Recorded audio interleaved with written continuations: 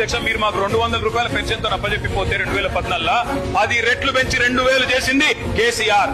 ఆడపిల్లలకు పెళ్లిలకు మీరు ఒక్క పైసా ఇయ్యలే, 1,116 ఇచ్చింది కేసీఆర్. రైతులకు మీరు ఎన్నడూ ఒక్క పైసా ఇయ్యలే. రైతులకు పెట్టుబడి భారతదేశంలో స్వాతంత్రం వచ్చిన తర్వాత మొట్టమొదటిసారి 72,000 కోట్ల రూపాయలు ఇచ్చింది కేసీఆర్.